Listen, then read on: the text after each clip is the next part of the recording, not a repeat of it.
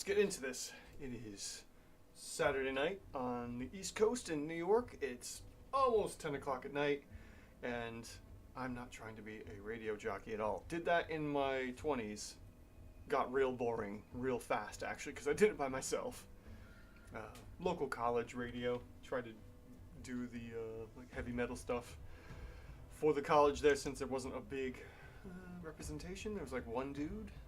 Metal Mike, I think we called. No, that was my buddy. I don't remember the guy's name that was doing it for the college. But then he graduated, and I got it for a little while, and then just was really bored doing radio. Yeah.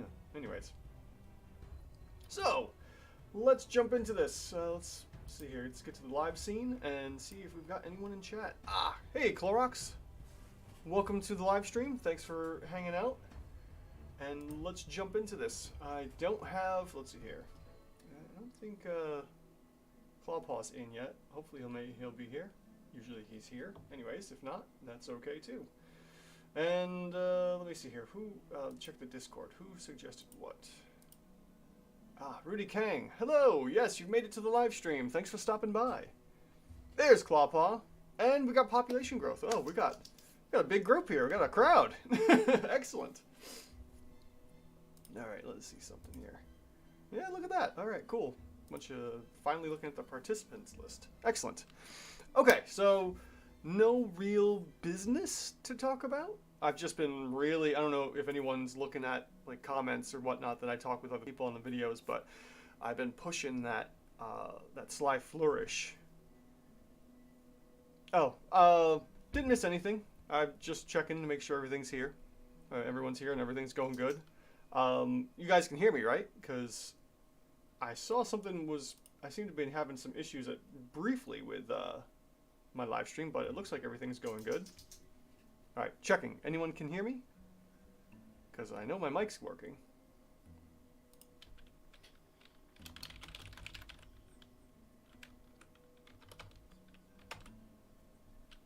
Okay, looks like we're good to go then. All right, cool, thank you. I was really concerned. Excellent.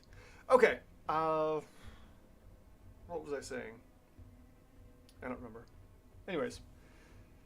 A bit quiet, but fine. Let me try turning up my mic, because I don't always face it. Where is the button? Okay. I've knocked it up a couple notches, and hopefully that'll work. Hong Kong. Or Hong Kong. Yeah, actually, you should be able to, well, at least change your YouTube name. Is it too loud now? Okay, I've went up 3, now I've gone down 2. How does that sound? Hopefully I'm not too loud now. Or not too soft. I should be a little bit louder than I was before.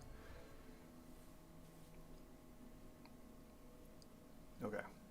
While I'm waiting for any kind of, so let's see here, Clorox, what do you got here? I did drop a creation of mine in the Discord if you want something in the CR20 plus range. Yep, I grabbed that. I got the Mordekash, the Shadow Sword there. I've got that set up. So we can jump right into this. No, it's fine. I just had it louder. Now it's terrific. All right, perfect. Okay, so we've got 2 requests here from the Discord. We got Clawpaw and Clorox 3's requests. So we'll go with Clawpaw since this one I missed last week. And this is Godric the Grafted, which I believe is a conversion from, shoot, I just lost the name. That new game out, the Souls-like game. What the heck's it called? Shoot. Anyways. It's a conversion from that. Once someone in chat reminds me of what it is, we'll look at that. Yes, Elden Ring. Thank you. I hate it when my brain does that. Yes, it has been updated. Very good. So you're no longer Rudy Kang. You are now Hong Kong. Perfect. All right, let's jump right into this because this is a beefy one. This is going to take us some time. Yes, an Elden Ring monster. Thank you. All right, so Godric, an Elden Ring monster. Let's see what we got for Clawpaw's conversion. So we're going to go with 16 AC. It is a huge aberration. And we have 20 D12 hit dice with the following stats of 24 strength, 17, 20, 25, 15, 17, and 7. Okay. And we're looking at a potential CR of 11 with, let's see here, 1, 2, 3, 4 saving throws. So we'll bump that up for +2 effective AC bonus. And then, let's see, what do we got for all of the other stuff here? We got 2 damage vulnerabilities, necrotic and poison. Well, poison's pretty typical. That's a one we would potentially see a lot of, but since it's only one condition. And then necrotic also is kind of like a hit or miss here. Oh, nice. Good job, population growth. Awesome. This is a game I probably really should be picking up at some point. Alright, so I'm going to ignore damage vulnerabilities for the time being since we only have the 2 conditions. And one of them is, necrotic is kind of not too often, and poison is a very frequent one. And then after that we have damage resistances of force, radiant, fire, bludgeoning, piercing, slashing from non-magical weapons, and those that aren't silvered. So we can definitely throw in damage resistances, but we also have acid, thunder, and all melee weapons that are golden. Interesting. So immunities to golden weapons. Fascinating. Alright, well, we do have a whole bunch in the damage immunity section, so let's use that one instead, and we can come back and modify that to see if there are any, bypasses on these conditions and stuff. And the rest of the stuff is just flavor, so we don't need to worry about that. Mini spoiler, he is weak to blood loss and has a lot of organisms in form of his arms and stuff, so that's why. Okay. Alright, cool. Believe me, if it's a spoiler for me you're worried about, don't worry about it, because I will forget once I get around to finally playing this game, because I'm a cheap-ass gamer, and will pick up the game once it's on sale. So, we'll go right into the monster skills here, and we have the first one, I Command Thee Kneel. At the start of the round, Godric chooses one unit in a 90-foot range. This unit is under the effect of the spell Command. The target drops its weapon and falls to their knees and becomes prone. Okay, so this is a spell-like effect, and I think level 1? Oh, perfect, I have it already here. So, because it is just an ability that happens all the time, we can go ahead and throw that in for effective hit points, and we will convert the effective DPR from 11 to 27, and we'll throw in that command to kneel for 27 there.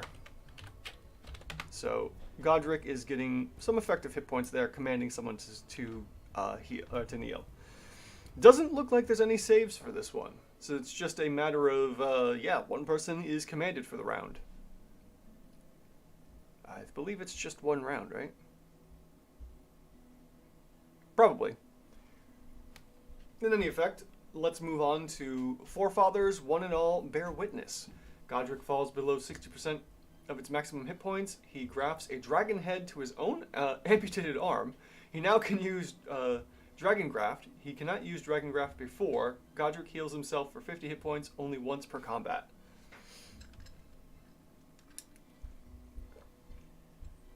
Okay, so yeah, looks like no saves. And just the one round, which is fine. Nothing too terrible. So, unless it's, what was that? My phone just vibrated for some reason. Oh, okay. Oh, alright, perfect. I have to drop off some board games. My aunt messaged me. A while back, I finished painting the Fallout minis for my cousin Mike, and she's going to go visit him, so I'm giving her all of the stuff so that he can get the stuff back. Dragon Head is an attack for info. Alright, so we can kind of ignore the Dragon Graft then for a little bit, because 60% hit points probably wouldn't happen, in theory, in the first 3 rounds, but we can add it in maybe as like the 3rd round of combat if we want to really boost this guy. Alright, so then thou art unfit even to graft. When Godric reduces a creature to 0 hit points or lands a critical hit, the target takes an additional 30 necrotic damage, and if the target dies, Godric tries to fuse the corpse with himself. The creature must succeed on a Constitution saving throw or be grafted onto Godric. Oof. uses one of his legendary actions. The creature cannot be freed until Godric is defeated. If a creature is grafted to Godric, it cannot be healed, brought back to life, be targeted by spells, or be further destroyed. For each creature attached to Godric, he regains 5 hit points at the start of his turn. On a successful throw, the target is tossed away and not grafted. Okay. Curious. Alright, we'll come back to that one in a little bit. I like this. It gives some regen, it looks like. A little bit of regen for potentially up to 2. So he could get 10 hit points per round, but he's got to drop someone down to 0 or land a critical hit, which so far may or may not happen. So we'll move on from that one for the time being, since it's kind of really situational. No, don't worry about it, Clawpaw. It's cool. We got Draconic Transformation. When Godric enters his second phase, his creature type now also is Dragon. Weapons and items have special effects with Draconic creatures. Take effect for Godric the Grafted. Okay, that's good to know. We have legendary resistances of 2 per day, so we will just slap that on, as well as magic resistance. So we got 2 there, and we also have that one. All right, not too bad so far. This monster sounds terrible in a difficult level. This could be really fun. My one buddy already was like saying, you know, if I threw this into the campaigns, he would be out. So, who knows? All right, what do we have now? We're into the action section. Godric makes 1 Great Axe attack or Earth Pulse, and an Old Wind or Dragon Graft attack. So we either have Great Axe or Earth Pulse, and Old Wind or Dragon attack, or Dragon Graft attack. Okay, so let's take a look at these weapons here. So we have a Golden Great Axe, which we'll just throw in the 2 attack here for 11. And then we will, let's see here, 66 plus 7 for the attack. And that's for the strength, so we're looking at 28, perfect. Earth Pulse is a ranged or saving throw. On a failed save, the target takes 46 plus 7 bludgeoning damage. Okay, for 21, excellent. Okay, so for 46 plus 7, we're going to have that go from 17 to 21 there, Clawpaw. Yeah, also, if I should use this monster at some point, I might leave out this cannot be targeted by spells brought back to life, because I don't want to lock my players out of combat, but yeah, another story. True. Yeah, that is something I keep seeing come up on some people's YouTube feeds that are in the business of that, and saying like, yeah, maybe avoid spells that take people out of combat, because that's not fun for them, and I completely understand that. Okay, so next we have Old Winds, and Old Wind being a range attack will be 48 plus 3 force damage. So 48 plus the dexterity bonus, which will be 21, okay. And on a failed save, the target is knocked prone and blown away 15 feet. On a successful save, the target is only blown back 5 feet. And then we have Dragon Graft, which is the other ability there. And this one is, ooh, wow, 62 points of damage. Okay, Cone Attack. Wow. Huh. Well, that's interesting. Range, 60 to 40 foot, but also a cone attack? I think, is it the ranged weapon stuff, like the plus to hit and all that? Should that not be there, since it seems like this is just a save? Honk honk, as I learned a few days before, never play your monster smart because it would lead to TPKs. Oh, yeah, I saw that in the Discord there, honk honk. Yeah. Sometimes you gotta pull punches. Not necessarily fudge, but, you know, maybe they don't do exactly everything they were going to do. Alright, so let's see here. Dragon Graft. What are we doing for damage here?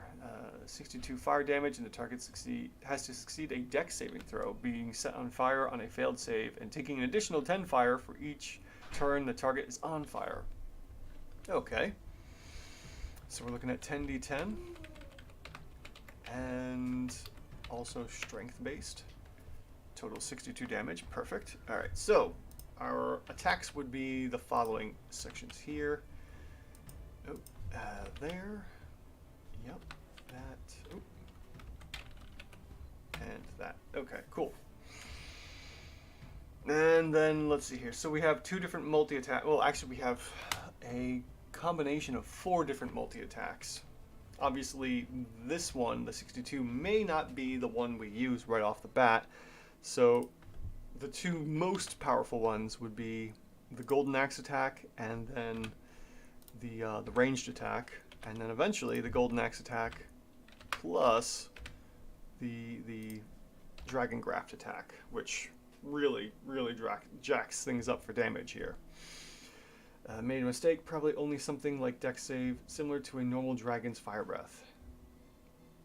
Ah, yeah, okay, so the Dragon Graft is supposed to be just a breath weapon and not have the range and the, okay, yeah, so you would want, like, I don't know, a 60-foot cone or a 240-foot cone, something along those lines, and we can just nix the plus to hit because you have the, you want to change it to a DC save, if I got you correct. In any event, let's see here. Bonus action, Leap. Godric jumps up in the air and lands in a space that is not occupied.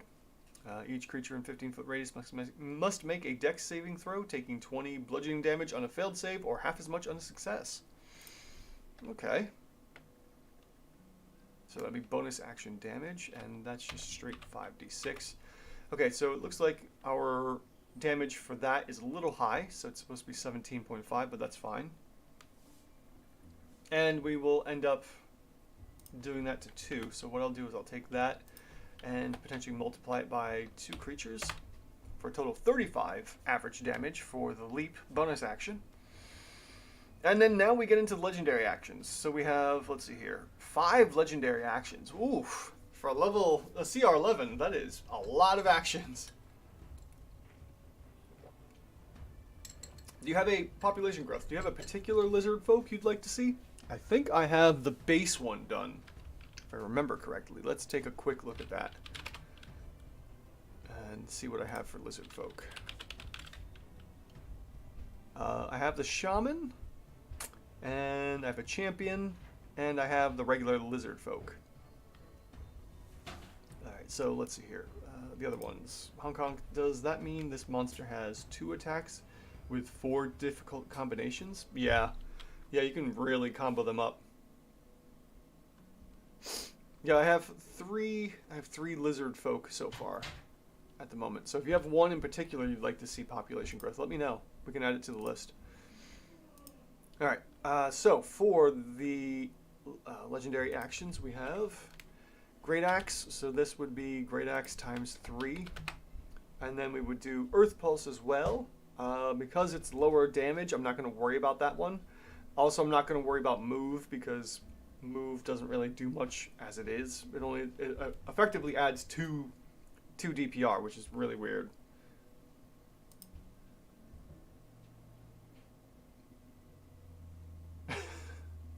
The cream's milk. Yeah, it's not you. I don't believe it's you, Clawpaw. I do believe I have it set for like a moderate latency, so it takes a little bit to come through whatever you're saying, and then I'll get it it'll take a little bit to get to me. So yeah, I have it set like right in the middle. Is this really CR11? All right, population. We'll take a look. I'll see if I can find any lizard folk for you that haven't been taken care of. All right, so then the last one we have here is Dragon Graft. 2 actions, and only after Forefathers has been triggered, Godric uses his Dragon Graft attack. So if that does work, we will take 1 Dragon Graft attack, which would be that one, plus the Golden Axe attack as well, for a total of 90 damage there. So, let's see here. What would we be doing pre-Forefathers, one and all? So if we get 3 rounds of combat before he gets down, or this monster gets down to 60%, I would say we're just looking at the basic multi-attack here without the Dragon Breath attack, as well as, what was this? Oh, the Leap. So yes. So we would take the basic multi-attack here, plus the Leap, and plus our basic Golden Axe swipes here for legendary actions. We're looking at 168, and then we would do that there, and we would do that there for 3 rounds of combat, and our CR11 has jumped up to CR23. But we need to modify our expected CR to 23 and see how that drops down. So then we shift down to 22 and we will modify the expected CR one more time over here to 22 for our final value of CR 22. So our expected CR 11 has actually doubled in price to CR 22. This is like typical Wizards of the Coast. Oh yeah, no, it's cool. Trust me, CR 11. I promise you. All right, so I thought of using Golden Axe if no one's near, and if dared to be surrounded, drop Earth Blow, and so on. Yeah, we're looking at CR 22 here. So if we bypass immunities and we go down to resistances, let's see what happens for our monster now. So it only shifts down from a CR 22 to a 21. And then if we bypass everything and there's no resistances at all, doesn't shift it. Oh, that's right, because resistance doesn't apply anything at CR 22. You were aiming for 22-23, so this hits perfect. Okay, if that's what you were aiming for, then bam, we got it, which is excellent. Let's see what happens if we shift into this into the next phase. So we hit phase 2, and all of a sudden we can start really hitting hard. So then we'll switch all these out for the continued leap, plus the new multi-attack with the breath weapon and the golden axes, and also that same thing for the legendary actions as well. So then let me throw in the immunities. So actually, wow, that's really surprising. It only jumps to a CR 23 once it goes into phase 2, which is really surprising. I was expecting a little bit more out of that monster. Wow. Okay. Had a similar mistypo with Margit the Fell Omen from last week. Oh yeah, no worries. That's cool. So it looks like the 22-23 was pretty much spot on. So phase 1, CR 22, honk honk, and when it hits phase 2 at roughly 60 to 50% life, then it's a CR 23. Only gets bumped up 1. I have no calculated phase 2 in, so this very probably much will bump it up. Okay. Alright, call it Paul. So there you go. We have that particular fellow. And let me look back here. There's the Lizard Folk King Queen. It's supposed to be CR 4, I think. Okay, let's throw that into the list here. I'll move these down because these were just random picks that I got. And we will do Lizard Folk King Queen next. Potentially 4.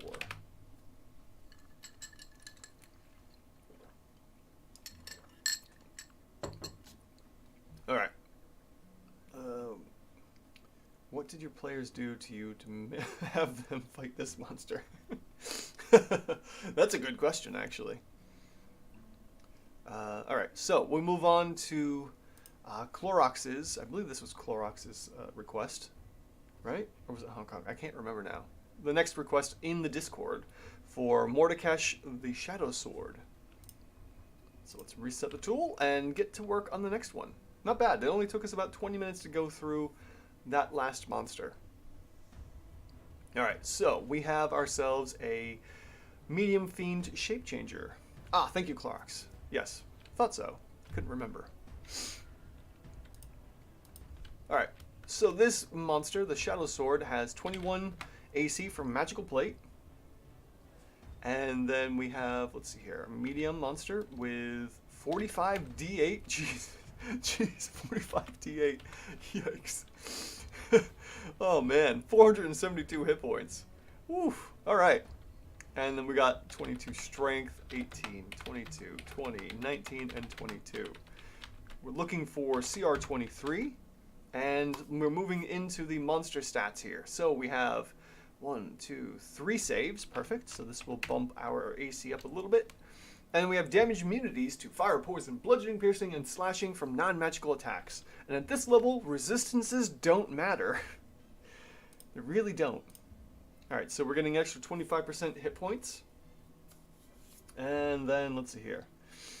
Just catching up on chat. Clawpaw's talking about Castle Stormcloak, and Mordekash looks interesting. Let's see how tasty it is, yeah. And asking if there is a campaign for Elden Ring, which actually would be kind of cool. If anyone's interested, Steamforged Games put out a 5e book for Dark Souls. Yeah, there's a Dark Souls campaign book out for 5e. If you want to get close to that type of game setting. Let me see here. There we go. And not the board game, the role-playing game. There we go. Yeah, you can actually play Dark Souls as a 5e campaign book. They're in pre-orders right now. Okay. Enough of trying to push products for other people. Let's see here. So, next we have... That was everything for the skill section, so we're going to go into the monster traits here. And we have Legendary General. Mordekash has commanded armies for millions of years. So on and so forth. Charisma modifier. Okay. Each ally of Mordekash within 120 feet of him adds his Charisma modifier to their melee weapon damage rolls, adds 2 to the result of their saving throws, and gains immunity to being charmed and frightened conditions. So there's... Alright. So we don't have to worry about that one. That affects other monsters. Does increase the difficulty a little bit. But beyond that, that's a cool ability. I like that. Then we have Mythic Resistance. Whenever Mordekash fails a saving throw, he can choose to expend one of his unspent legendary actions to succeed instead. Alright, so how many actions do we have for our legendary actions? We only have the 3. So we'll have to take that into consideration for Mythic Resistances. So it's kind of a give and take here. Fearmonger. Let's see here. Psychological Warfare. Skimming through. Additionally, whenever Mordekash causes a creature to be frightened or paralyzed, he gains 10 hit points. Temporary hit points gained in this manner can stack. Finally, whenever a creature is frightened by Mordekash, it is also cursed. While so cursed, an affected creature takes 3.5 psychic damage at the start of each of their turns. If the same creature is frightened by Mordekash, again, the damage dealt increases by 3 to a maximum of 21 psychic damage. Alright, so we have a bit of a snowball effect there for each of these creatures. And we would expect 2 of them tops. So the question is, how would we go about doing that?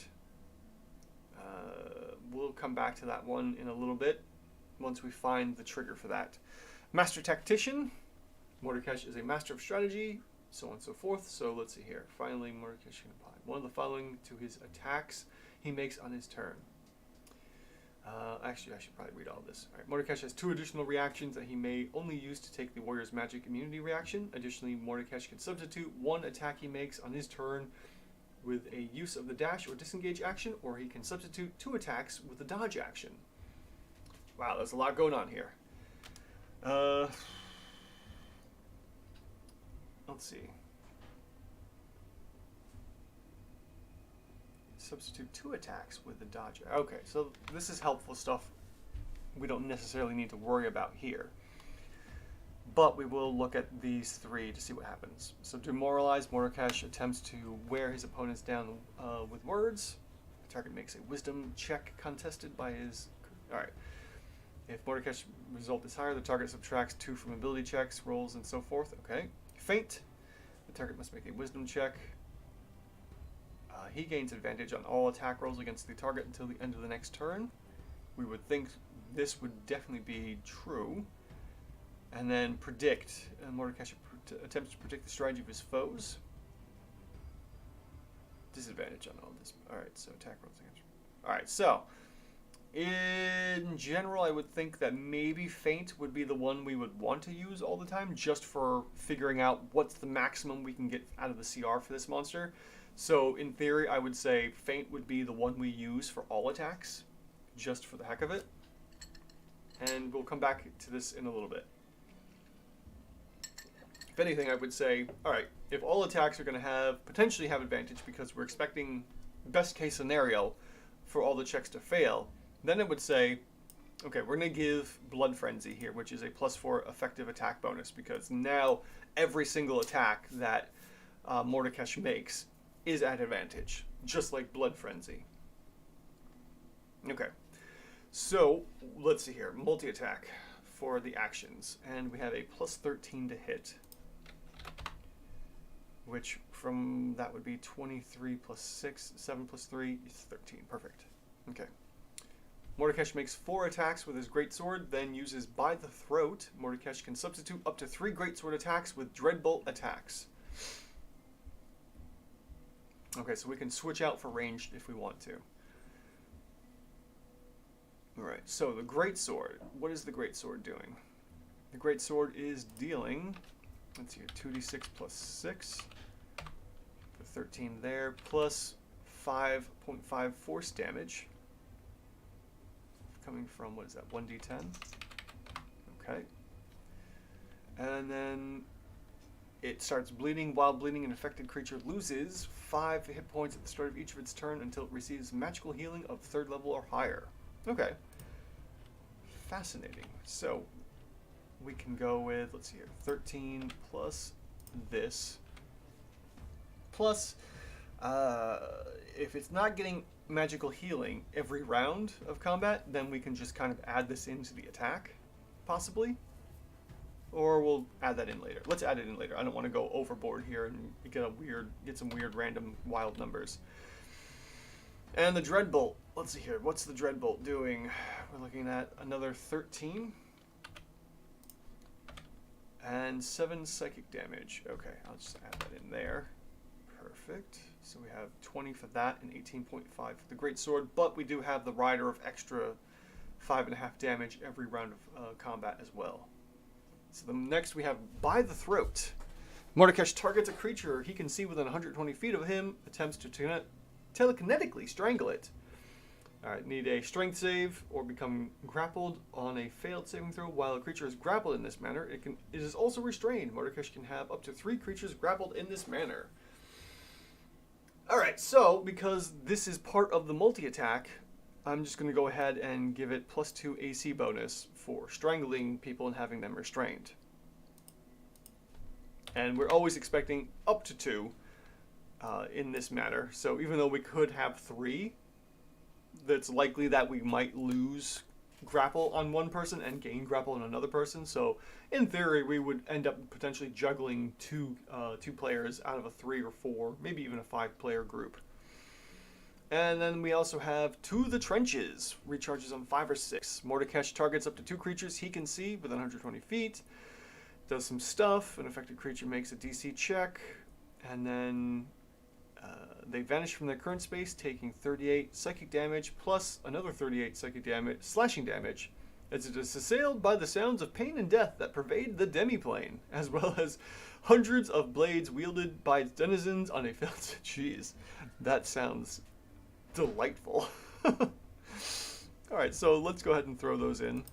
And let's see, just to double check this, 5d12, 32 point. Oh, we also have plus 6, don't want to forget the plus 6. And the other one is also 5. Alright, so that's perfect there. So To the Trenches will be this times 2. For a total of 77 damage on that recharge, which is perfect to have that on a recharge. So now we have some bonus actions. Induce Strife. Okay, so this is how we can get some Frightened here from Induce Strife. If an affected creature fails its save by 5 or more, is also paralyzed until the end of its next turn. And we have Fiendish Smite. Mordekash empowers a strike with his demonic essence, and Mordekash can expend up to 5 of his hit dice to have the next melee attack he successfully hits a creature with deal an extra 3 force damage per hit die expended. If this extra damage is not dealt by the end of Mordekash's current turn, the smite is lost. Alright, so what's the maximum we could do here? And how could we compare it with the other one? So let's see here. Mordekash can expend up to 5 of his hit dice. So we're looking at 5d6 here. So we would have 17.5 potential damage from Fiendish Smite. Now let's go back to the one ability that suggested about the looks like Fearmonger here. So we have a character that, 1 or 2 characters that are afraid or even paralyzed.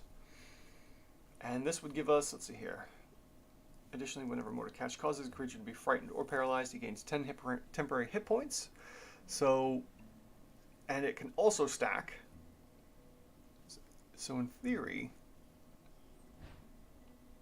well, no, it would be one turn and then the next turn. So we would see 10 hit points round 1, 10 hit points round 2, possibly, if we use that route. Let's see. Was there something about having extra bonus actions, or am I confusing that? Clorox, I don't remember. Alright, so while cursed and this affected creature takes 3.5 second damage at the start of each of its turns. If the creature is frightened by Mordekash again, the damage dealt increases. Alright, so we could think that potentially we are constantly... oh, extra reactions. Okay, thank you. So we can only do one bonus action, so it's deciding which is the better option here. Over time, we can get up to 21, or we can just straight out use the 17.5. But we are gaining 10 temporary hit points every round, but we're going to go through those temporary hit points pretty quick, I'm sure, because you know, the players are going to be attacking the monsters anyways. So, effective hit points. If we have 10 effective hit points, what is that in DPR rounds? So, actually, I can't do that, like I want to. So let's say 5, maybe?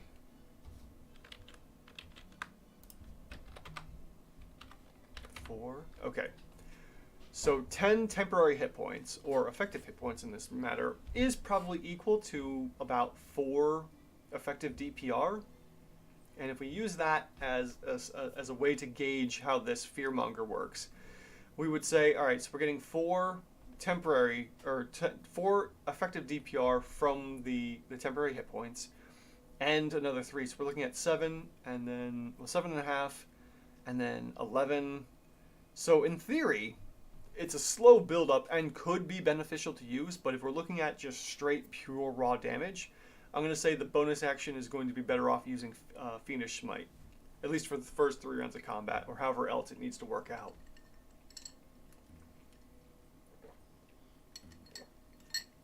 Alright. So that will be how we deal with that for the time being anyways. So the bonus action will go with that there. And, okay, so next we have reactions. Warrior's Magic Immunity. When Mordekash is targeted by a spell or magical effect, he can attempt to parry away the effect. To do so, he must make an attack roll. If the result is higher than the save DC of the spell, Mordekash is unaffected by the spell, or effect is deflected back at the caster as if Mordekash was the original caster. Let's see here. If he ends up being overrated by dropping his hit dice to 30, I think the 45 is from a previous, more powerful version of him. His DCR is looking concerning at the moment. Yes, I'm seeing a 28 as well. Alright, let's see here. What was the other thing with the reactions? Master Tactician, I think? Oh, okay. 2 additional reactions he may only use to make his Warrior's Magic Immunity reaction. Okay. This is interesting. This Warrior's Magic Immunity. This gives a chance to deflect magic. It's almost any magic, but is targeted by a spell or magical effect. So I would think that it's only targetable damage. Like, he can't just straight up. Oh no, it's magic immunity. Never mind. How would he parry, like, a cone of cold, though? That's my question here. Like, he can parry directed attacks, like an Eldritch Blast or Scorching Rays or something. I can see that, but in any event, I would say this is probably similar to the limited magic immunity, but maybe in half. So I would think that because of this ability to do this deflecting magic, I would say, for the time being, I'm going to go with maybe like a +4 here. Maybe +5. I don't know. I'm not quite sure how I want to go with that one. So let's go with a +4 for the time being and see what happens.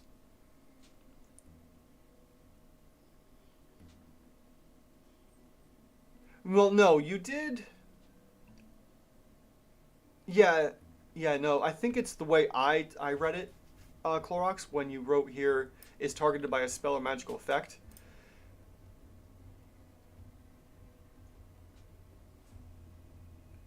Yeah, I may have misunderstood it, but it is there, like right in the first line here, of saying like, okay, it has to be a directed, targeted spell. It can't be like an area of effect spell. Maybe some rewording, I don't know. But for that, I'm going to say because of how powerful that can be, I would say let's go with like a +4 for this reaction here. And then we have legendary actions. So what do we have here? We got Strike. Mordekash makes a great sword attack or uses by the throat. Okay, so we'll just go ahead and throw in the sword there, and we can do that up to 3 times. Oh, actually, I forgot. This reminds me, Clawpaw, your monster actually is a little stronger because we have 5 legendary actions. I only marked it for 3 legendary actions. So it's actually probably a little higher than a CR 22-23, unless you want to bring it down to 3 legendary actions there. Okay, back to Mordekash here. So, yes, we would say times 3 uses and go with that. Then we have Warlord's Command. Warlord's Command. Mordekash targets up to 3 allies he can see. Gives them telepathic commands. The targeted allies can use their reactions to move up to their speed and make 1 melee attack with advantage. Okay, that's excellent. That helps out the CR of the other monster, not necessarily for Mordekash in essence. Make it difficult and frustrating.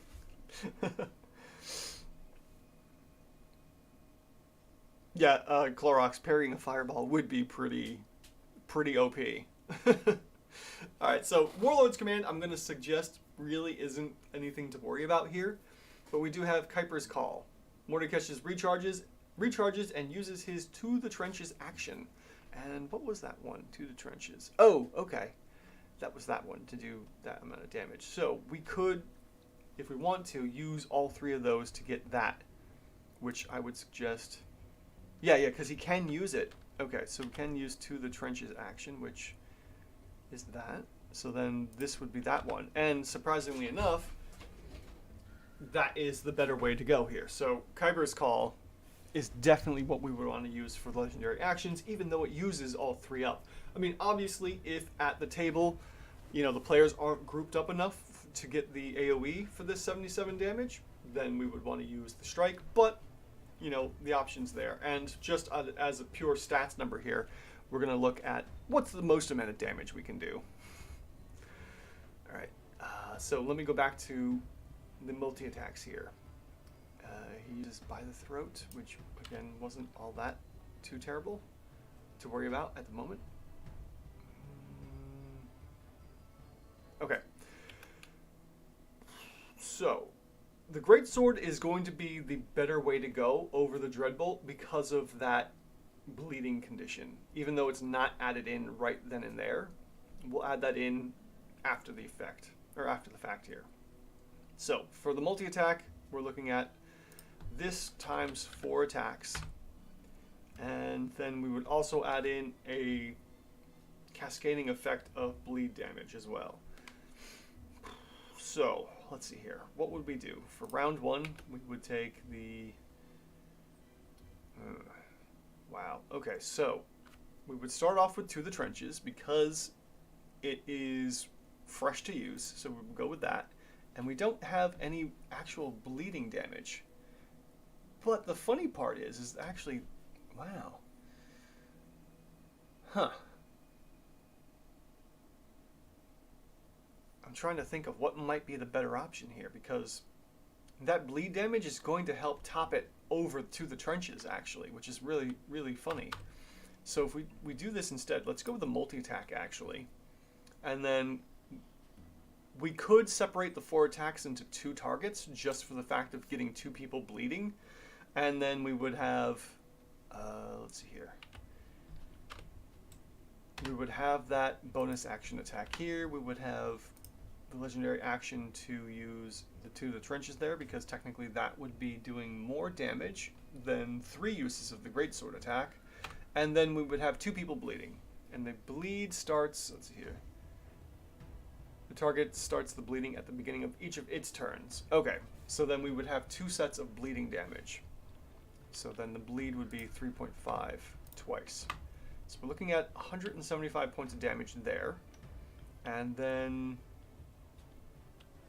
technically, I think we should just do that for every round of combat, honestly. There might be... let's see here. We're going to have to add in more bleeding damage because it stacks, I believe. Oh no, it just keeps bleeding. Okay, so that doesn't really matter. But we could target more creatures to continue the bleeding, but we'll just go with 2 for the time being. So if we just do this for all 3 rounds of combat, looks like at the moment we're looking at CR 28 over the 23 that we were potentially predicting. But let me just double check the DCR here because we have capped at 30. So what are we looking at for our effective AC? The effective AC is 29, so that's going to put us at 10 over, which would then be divided in half to 5. So it looks like 30 is the proper amount. So 1, 2, 3, 4, 5. Perfect. Okay, so yeah, we're looking at like a 27.5 Clorox. And then that rounds up to 28. Using this potential round here of the bleeds and whatnot. Now let's take another look at this if we don't include the bleeding right off the bat. So we'd say, all right, let's try doing this, which is the multi-attack damage there, plus, or not the multi-attack, but to the trenches, plus that, plus this as well. Then we would go into the bleed damage here, plus, oops, nope, plus that,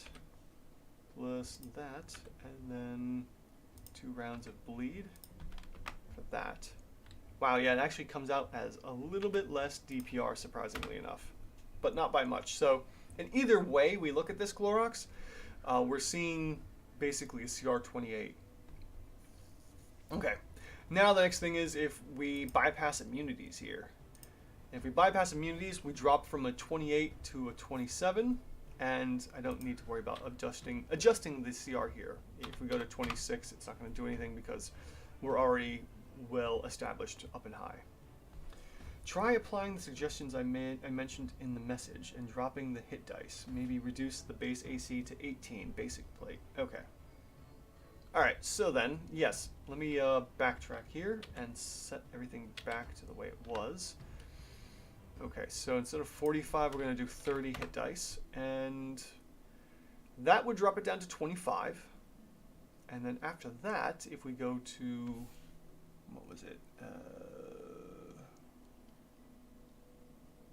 Oh yes, and then you suggested 18 for his AC. Okay. 24. So before bypassing immunities, we have CR 24, and if we bypass immunities, which generally happens, we are looking at 23. So this is a pretty good spot. This is actually where I would like to see the monsters. I would like to see them higher with their resistances and immunities, and once the players bypass those, then we hit the actual CR that's printed on the character, or on the monster. So yeah, like you suggested, Clorox. Yes, let's go! Perfect. This is how I like to see the monster, with the immunities actually bumping it higher than its printed value. Because we would want the monster to be as deadly or destructive at the proper range. Once the players are able to get past those immunities. And for this one, that would be, yeah, non-magical attacks. At this level, all the players should have, or roughly the majority, I'd say like 75% of the players should have some kind of a magical weapon. And with fire and poison, for a caster, that should be easy. They shouldn't be banking on one magical type at all, and should have some way to get around fire. So yeah, perfect suggestion here to really bring down the DCR there, Clorox. Excellent job. Okay, let's move on to finally we're probably going to have our last one here, possibly, with the Lizard Folk King Queen. And let me pull that one up to see where that one's hiding. King or Queen. Looks like they're both the same. That's a really good point there, Honk Honk. getting into the higher levels and no magical weapons, that is brutal. Alright, let's take a look. Do we have, let me see here, is there anything? No, there's absolutely nothing different between the king and queen, it looks like. Yeah, they're exactly the same. The only difference is that one was in Princes of the Apocalypse. Okay, so we are, let's see here, what page are we on for this? Monster Manual 205. Alright. And Monster Manual, there we are. Oh, I actually overwrit that, huh. More Lizzies! So 205 should be 206. We have the Shaman. And then we have the Lizard King and Queen. Alright, good. A nice little short stat block here. And we've reset, and we will take a look at the Lizard King and Queen, the lizard folk of humanoids. Alright, so we have an AC of 15, and medium humanoid, perfect, with 12d8 hit dice. And what are we going here? We got 15 Constitution, should be a 4. And what do we got? We got 2 saving throws of Constitution and Wisdom, which is perfect, so we don't have to modify that at all. We don't have any kind of savings or resistances or immunities, so we don't have to worry about that. And let's see, Clorox. I'm pretty sure WotC has mentioned that the CR system isn't balanced around including magic items, and once they've added to the equation, it can wildly unbalance the encounter. Yeah, that's for sure. Magical weapons really drastically manipulate the expectations of the game. So, yeah, having those into effect really jacks up the characters. No glaring at all. Just, you know, breath of fresh air for my eyes. That's all. Clawpaw. And Hong Kong. After seeing all those Unga Bunga text and damage, this stat feels refreshing. Okay, so we don't have any more items to worry about here, so we're going to go into the, what do we got here for the stat blocks? We've got Hold Breath, which doesn't matter. We're going to skip over that. And we have Skewer. Once per turn, when the lizard folk makes a melee attack with its trident and hits, the target takes an extra 10 damage. And the lizard folk gains temporary hit points equal to the extra damage dealt. Alright. Why are they gaining extra hit points for a trident attack? That doesn't make any sense. I could see it if it was off the bite, but for skewer... Oh, alright, whatever. So this is going to be extra damage of 10.5. Okay, because it's an odd number there. And we have a multi-attack with, let's see here, +5 to hit. What did I do? There we go. Okay. And attack number 1, Bite. It's going to be 6.5 damage. Attack 2 is Claws of 5.5 damage. And the Trident. Let's see here. We're going to use the two-handed version, so we'll have 7.5 damage there. And since there's no shield to worry about, we can use the Trident with 2 hands. And let's see here. Then we have a multi-attack. Our multi-attack for the lizard folk can be, let's see here, 1 with its bite and 1 with its claws, or trident, or 2 melee attacks with its trident. Well, since our trident is going to be, you know, the more damage there, we're going to use we're going to use the trident twice. It's getting late, and my brain is going foggy. And because of the skewer, we will get 2 attacks off of the trident, and we can add in the damage there into the multi-attack, and then simply copy that over here and multiply that by 3 rounds of combat, and let's see what we get for our Lizard King and Queen. CR3. Right. Okay, so somewhere down the line, the monster was a little overrated. Should be a CR3 because of what we're seeing here and the potential damage output here. Yes, once per turn. Yeah, we can only do that once here. Oh, wait. I forgot about the temporary hit points. Let's add that in as extra hit points as well. So every round we would be gaining 10 extra hit points. Let's see if that does anything. That still doesn't really help. I wonder if they're doing it like a regen. And they're... well, yeah, technically it would be every round, you know, the hit points would be going down and back up. So well, let's just throw that in as a regen instead of just 10 straight up hit points. I may have missed a regen somewhere in one of the other monsters. Okay, now we have a CR4.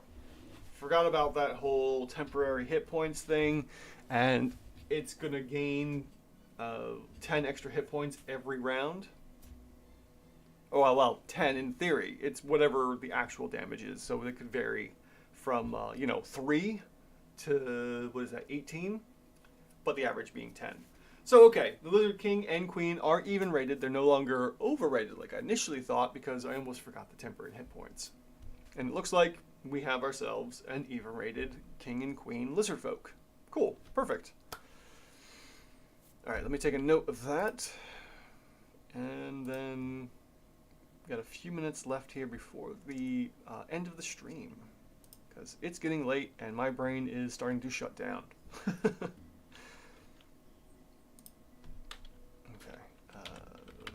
So both of these were calculated, and what do we have here? 434. Okay.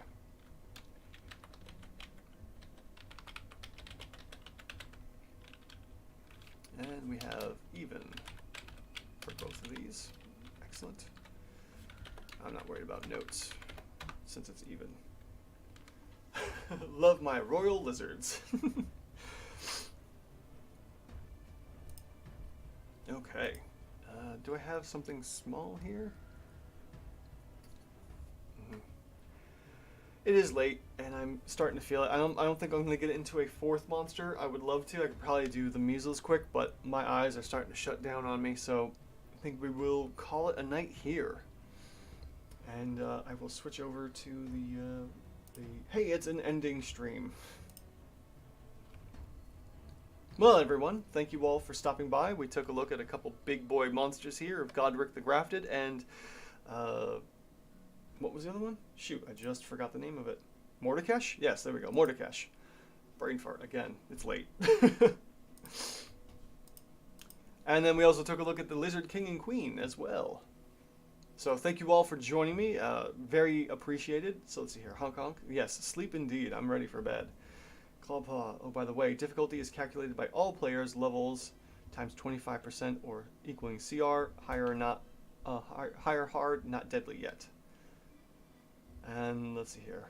Hong Kong, thank you. Good night to you, Hong Kong, as well. Yes, that's fine. Get your sleep. And Clorox, I'll have another nutty Rakshasa, member of the Lords of Dust, for next week. Next one is full of casters.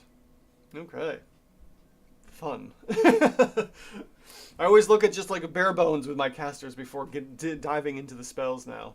And Clawpaw says, don't forget to participate in the Clawpaw Challenge.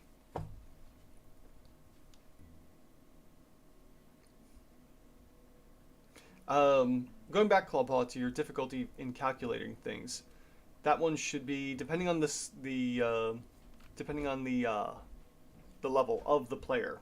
So 25% from 1 to 4, 50% from 5 to 10, 75% from 11 to 16, and then 100% at 17 and above.